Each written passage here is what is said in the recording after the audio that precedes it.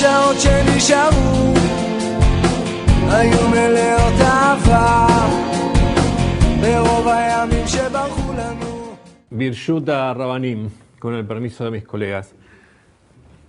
Quiero contarles primero una anécdota. Mi hijo está estudiando en el seminario, ahora está en Israel, y cuando recién empezaba los estudios aquí, todavía no estaba Ari en la dirección de esta institución, y entonces vengo para el recreo para conversar con él, y me encuentro ahí por primera vez con sus compañeros, que ahora la mayor parte son rabinos, algunos están aquí presentes. Es el recreo largo de 20 minutos y después el profesor siguiente faltó. Entonces me quedé con ellos como una hora y tanto. Lo simpático es que, por supuesto, la mayor parte de ellos argentinos, entonces había una autoflagelación impresionante. Que la crítica, que el seminario, que el movimiento, que y que el nivel del seminario. Y en realidad yo veía lo que mi hijo estudiaba y en mi vida había estudiado eso. Entonces lo que le planteé es lo siguiente, que en realidad es la síntesis de lo que voy a hablarles. Le dije, miren, lo que están aprendiendo ustedes es 10 veces más de lo que aprendíamos nosotros. De hecho, Richard Freund trajo acá al seminario la academia. En su momento él vino de Estados Unidos y trajo clases organizadas, con inicio, con final, con bibliografía, con exigencias. Eso era algo que antes no existía. Entonces yo les conté un poquitito y les digo, ¿saben cuál es la única diferencia? Ustedes van a saber 10 veces más que nosotros, pero la diferencia es que nosotros, con lo poco que sabíamos o que se nos exigía, creíamos que cambiábamos el mundo judío. Teníamos la sensación de que había un antes y un después de nuestra participación en esto y que nuestra vida tenía que estar dirigida a esto. Por lo tanto, cuando yo terminé los servicios, cuando terminé de estudiar, antes de terminar de estudiar, se me dijo en el seminario que tenía que ir a la Comunidad de La Plata. Y yo no iba a preguntarle a nadie ni cuánto se iba a cobrar en La Plata, ni qué tenía que hacer en La Plata, y yo iba a ir a La Plata. Y no solamente, yo ya estaba casado, la mayor parte de los pibes todavía no estaba casado, no tenía chicos. Yo tenía una hijita chiquitita, y la idea era que tenía que hacer lo que se me decía. Y después, cuando terminé en la Comunidad de La Plata, se me dijo en el seminario, el encargado de Relaciones Intercomunitarias, vos estás calificado para ir a una institución de tales características, entonces tenés 3 posibilidades. Una era Guatemala, otra era Betel y otra era Santiago de Chile. De Santiago de Chile no tenía ni idea de qué se trataba y fui a Santiago de Chile porque me dijeron que ahí se iba a ser mejor mi performance con lo que se necesitaba. Nadie cuestionaba eso. Por lo tanto, a mí me parece que, primero felicito a los dos expositores, tanto al doctor Richard Freund, a quien tengo inmenso cariño, al doctor y rabino Richard Freund, al quien tengo inmenso cariño, y Claudio, que es una lumbrera tan necesaria porque devuelven un poco la sensación de misión, que es un poquito, a mi juicio, lo que le falta a todas las instancias de la comunidad. Pero yo empezaría diciendo que Reishit Chochma Irat Hashem, el inicio de la sabiduría está en el temor a Dios.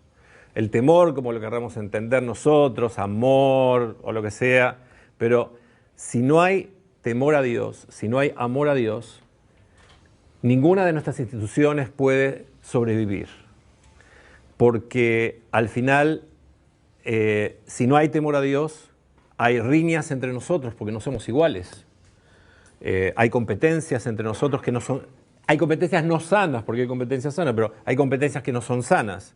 Si no hay temor a Dios, como el que nos indica la misión, no vamos a trabajar en conjunto. Yo les voy a ganar a todos ustedes y voy a mostrarles realmente lo que significa lo bueno.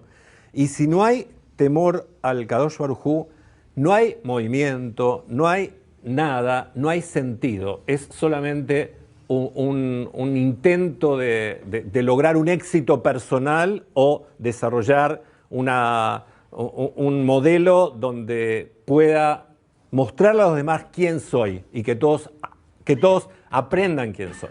Por lo tanto, a mí me parece que una de las dificultades que enfrentamos en las comunidades es la falta de coherencia ideológica. Entiendo que las ideologías generan barreras, pero hay puertas de entrada y puertas de salida, incluso con una ideología un poco más amplia y permisiva, pero hay puertas de entrada y puertas de salida. Por lo tanto, Rabanim o líderes que no dan un ejemplo en sus comunidades de cumplimiento de mitzvot, sea la definición que tengamos de cumplimiento de mitzvot, lo que están haciendo es hundir al movimiento. Por el otro lado, cuando me acuerdo que Marshall, aunque yo no tuve la posibilidad de ser de los Marshall Boys, porque yo venía de otro lado, no había ido a sus campamentos, era de la barriada del conurbano de Buenos Aires, no era de Belgrano. Entonces, y había fundado una comunidad que no era tan cercana al seminario en ese momento. Pero Marshall terminaba los servicios de Shabbat a la mañana e invitaba a su casa a una cantidad de gente impresionante, y eran los kidushitos en la casa de Marshall. Yo nunca fui, pero mucha gente fue para allá y eso fue su escuela. Y yo siento que las casas de los rabinos, por supuesto no se puede generalizar, y no es mi caso, por eso lo digo, las casas de los rabinos han priorizado el espacio individual, el espacio particular, mi vida personal, y no sintieron que su vida es ser rabino. Y que uno no vive de rabino en la sinagoga o de 8 a 8 y después llega a su casa y ya no es rabino. No, uno es rabino las 24 horas. Entonces la casa del rabino tiene que ser una casa que debe ser modelo de cumplimiento de mitzvot, de apertura, de cenas sabáticas, de todas las festividades. Y si hay gente que insistes tú para que no... Ustedes son bilingües, entonces tú es yo, tú es vos. Entonces, si tú tienes la bendición de que alguien te haga caso y de que puedas incentivar a alguien para que no viaje en Shabbat, si es un joven y que tiene espíritu y tiene ganas, ¿dónde va a dormir? ¿En la calle? Tiene que dormir en tu casa, que es walking distance de la sinagoga. Entonces, la casa del rabino tiene que ser una casa abierta. El espíritu de la familia rabínica, la esposa del rabino, los hijos del rabino, estamos para eso. Me acuerdo de una convención que se hizo en Chile en el año 93, donde vino, ustedes me van a ayudar, el nombre del encargado del joint en esa época, ya no era Alfredo Berflinzal. Bernardo Seltzer, gracias. Entonces, una de las preguntas que había de las esposas de los rabinos que en esa época iban a las convenciones era los problemas de los hijos de los rabinos. Y entonces, el problema que se había planteado ahí era que esta esposa de rabino decía: mis hijos no pueden ir a un cumpleaños un viernes a la noche y después, si van el otro día en la semana, que no pueden comer las salchichitas y que no pueden comer esto y no pueden comer lo otro. Entonces, al final son los discriminados. Entonces, Bernardo Seltzer les dijo: el problema no es de sus chicos, el problema es de ustedes, que no tienen clara cuál es su vocación. Si yo soy budista, lo único que quiero de mi hijo es que sea budista. Y entonces no entiendo cómo ustedes, le decía a alguno de las personas que tenían esta postura, y no éramos todos para nada, y le dice: yo no entiendo, el problema es de ustedes, porque ustedes falló el tema de la vocación. Si ustedes son judíos y eligieron ser rabinos, es porque quieren que sus hijos coman kasher y que no destruyan el Shabbat, que no vayan a un cumpleaños los viernes. Intenten hacer una contrarrevolución y logren que los chicos, que sus compañeros, hablen con las mamás, que no hagan los viernes los cumpleaños. Bueno, esas cosas han carcomido las bases de nuestro movimiento y la credibilidad de nuestro movimiento en muchos lados. Claramente no hay que generalizar, y hay espacios maravillosos que hemos ganado, y la visión de Richard, de las comunidades nuevas y de todo lo que se ha logrado, es bellísimo. Pero como se quiere escuchar la voz de las comunidades, yo no quería evitar decir esto. Pero como Claudio muy bien decía que hay que hacer propuestas, yo creo que las comunidades tienen que transformarse en Keilah Lomedet, eso es Torah. Keilah Mitpalelet, que eso es Abodá. y Keilah Ozeret, que eso es Gmilut Hasadim. No hay nada nuevo. Torah, Abodá y Gmilut Hasadim. Tenemos que ser una comunidad que estudie, hay que hacer grupos de cualquier cosa, o sea, grupos de judaísmo, claramente, ¿no? Pero a cualquier hora, de cualquier edad, en función de sirviendo a la gente, no sirviéndonos a nosotros. Me acuerdo cuando alguien me decía, de mis directivos, pero que ya no está en la dirección hace muchos años, decía, el rabino tiene que estar las 24 horas a disposición de la comunidad. Entonces, yo le decía, pero por supuesto, estoy de acuerdo. Entonces, me decía, por ejemplo, si yo quiero un curso a las 3 de la tarde, entonces el rabino tiene que dar el curso a las 3 de la tarde. Le digo, ningún problema, ¿quieres hacer el curso a las 3 de la tarde? Entonces hicimos un curso 2 veces, después no vino nunca más. Se lo hice bien aburrido para que no venga, no, para nada, pero esa era la característica, o sea, el pedir. Pero hay horarios que pareciera ser que no son para el rabino, que el rabino no tiene que estar. Y creo que, estoy hablando justamente porque soy rabino, entonces puedo hacer una autocrítica, ¿verdad? Esto es en el ámbito de una autocrítica. Y creo que nosotros hemos perdido el liderazgo.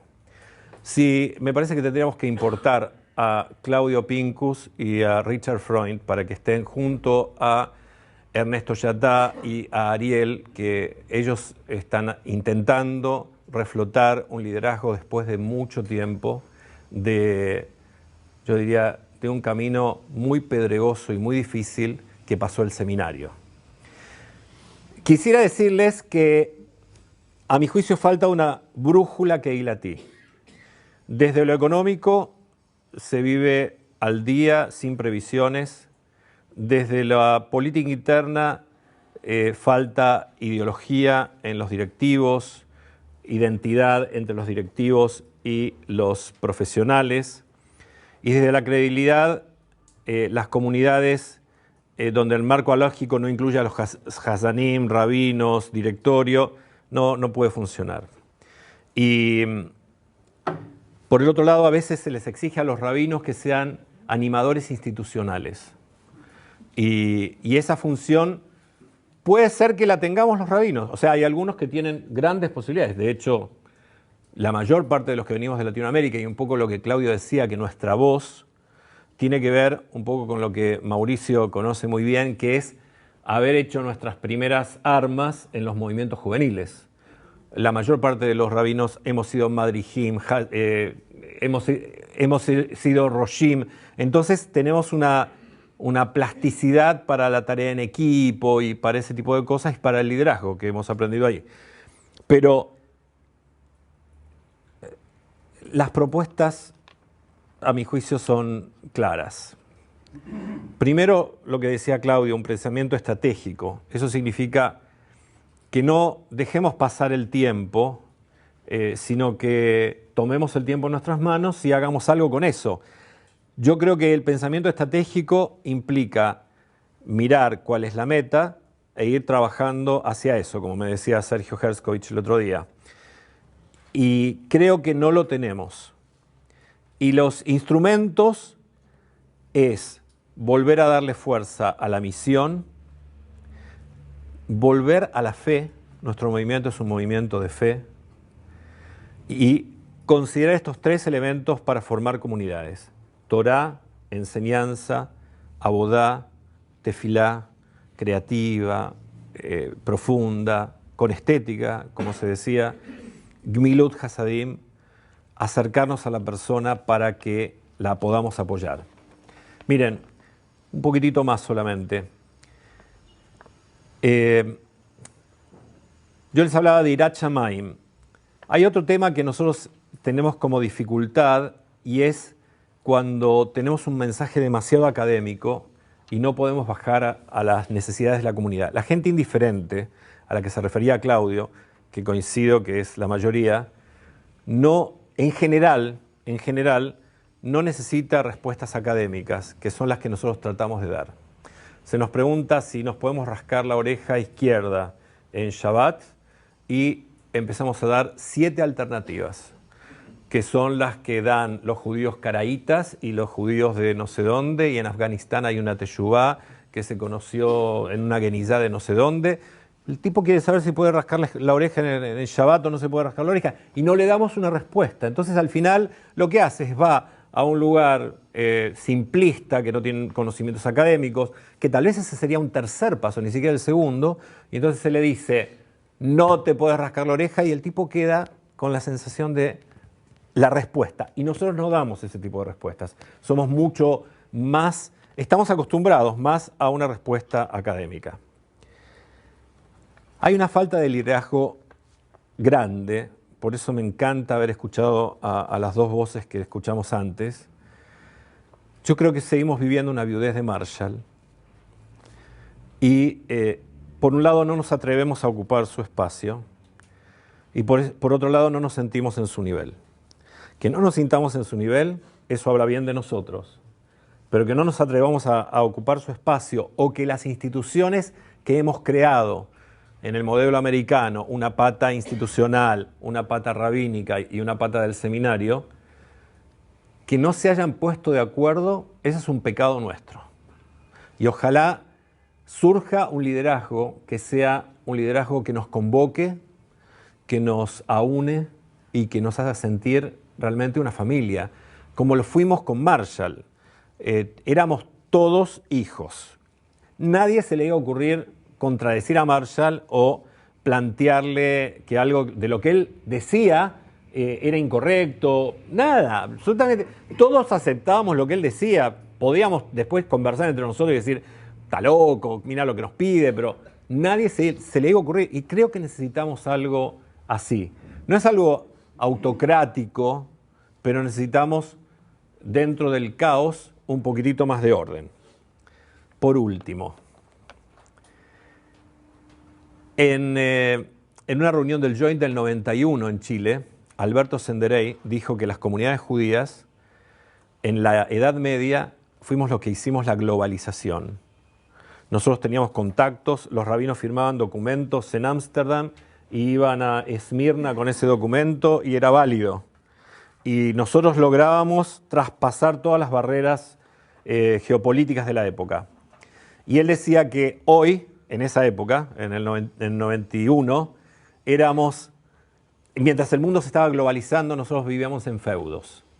Y que la comunidad de Mendoza no tenía idea de lo que hacía la comunidad de Santiago de Chile, estando a tan poca distancia. Y que, bueno, eso es lo que Claudio decía, y eso es una de las grandes dificultades para que seamos eficientes. No quisiera terminar solamente con críticas, quisiera, bueno, desde lo demográfico, otros hablarán sobre el tema de la menor cantidad de casamientos, porque los chicos no se casan muy tarde o no se casan y viven inclusive dentro de la comunidad judía, no sé, no creo que en Argentina, pero viven juntos antes de casarse. ¿En Israel también pasa? No, en Israel también, pero no Masortim, supongo, ¿no? Ah, ok, ya. Bueno, era un chiste, porque todos creo que conocemos esa realidad, pero no es tan real en otros países, ¿eh? Esto es mucho más acá, en Chile es muchísimo menos. Pero en Alaska es menos también, con los judíos. Los judíos de Liechtenstein, es un tema que no se puede superar. Pero ese es un tema, pero uno de los problemas que tenemos también es, frente a las migraciones que empiezan a haber cada vez más en Latinoamérica, al principio por temas económicos, en Argentina con sus grandes subidas y bajadas, viene gente a Chile, viene gente a todos los países, pero también por el crecimiento y la globalización, vienen americanos, vienen canadienses, vienen israelíes. Las comunidades no somos muy hospitalarias, no estamos organizados para ser hospitalarios. Una persona que se educó toda la vida en Betel de Buenos Aires tendría que ir a Chile y buscar un Betel o algo que se asemeje. Y cuando vienen, en realidad lo que le ponemos es barreras, en vez de decirle, mira, vamos a darte toda la ayuda que podamos. ¿Necesitas conseguir trabajo? Vamos a tratar de buscarte un trabajo. ¿Necesitas muebles? ¿Qué necesitas? Vamos a tratar de darte una mano. Yo salgo de garante, y después me explicaron lo que es garante y me asusté, pero salgo de garante para el que necesita en la comunidad, viene de extranjero y necesita una garantía para un alquiler. Yo le salgo de garante. ¿Qué me molesta? ¿quién me va a castigar? Dios no me va a castigar, eso estoy seguro. Y eso es lo único que me interesa. Pero si no, la gente no consigue un garante. Me vienen a mí como última instancia, porque no sé, nadie se imagina que a un rabino le van a pedir que sea garantía. Pero si no, ¿quién le va a dar una garantía si no es un judío? Entonces tendríamos que tener nosotros, en ese sentido Chabad se maneja espectacularmente bien. Tienen una red increíble, apasionante, y nosotros no la hacemos. Por último, quiero decirles, estoy lleno de esperanza de que el movimiento va a andar increíble. Cada vez tenemos más herramientas.